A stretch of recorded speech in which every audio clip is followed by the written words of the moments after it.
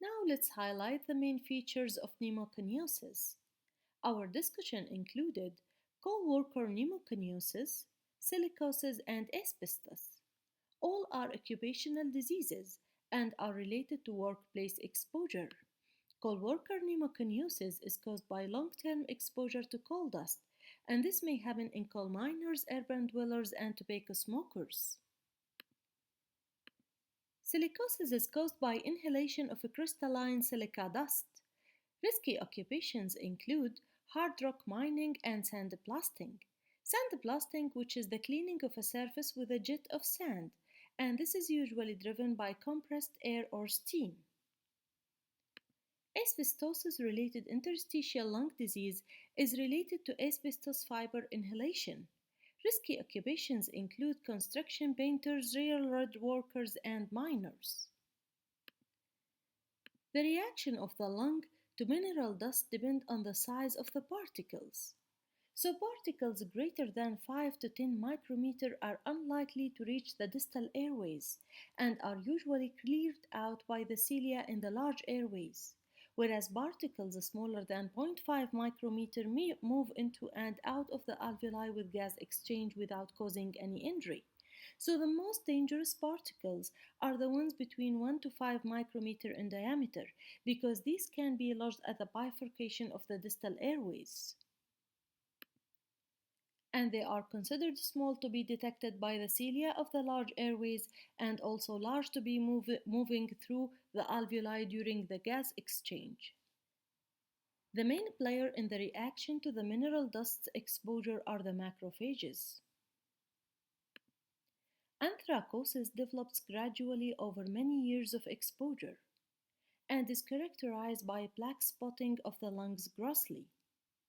Histologically, the alveolar macrophages are seen engulfing the coal dust.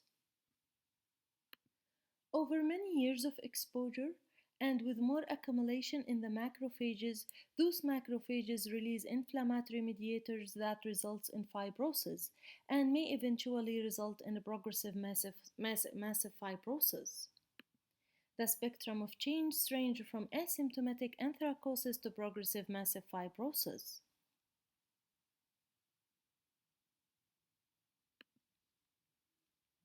After inhalation of silica particles, they are engulfed by the pulmonary macrophages, and this results in release of inflammatory mediators that will stimulate the cell-mediated immune reaction. However, silica particles affect the macrophages and decrease their phagolysosomal capacity with time, and that's why patients with silicosis are more prone or at higher risk of the tuberculosis infection. Microscopically, silicatic nodules show amorphous center containing silica particles and macrophages. Those are surrounded by multiple concentric layers of arranged hyalinized collagen fibers.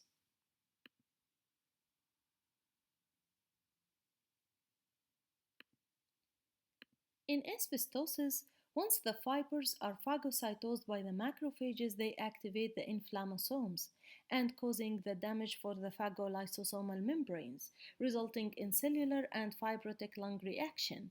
And this reaction acts also as a tumor initiator and promoter. This figure shows asbestos body, which is a golden brown fusiform or beaded rod with a translucent center engulfed by a pulmonary macrophage.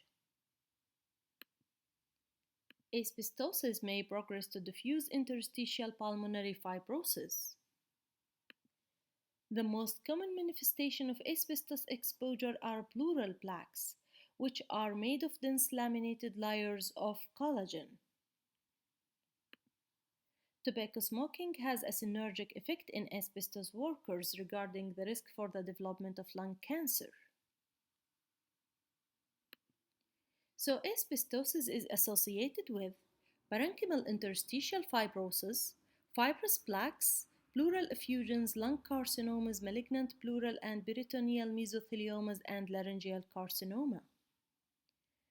Regarding the lung involvement in coal dusts and silicosis affect the upper zones in the lung, while asbestos is centered in the lower zones.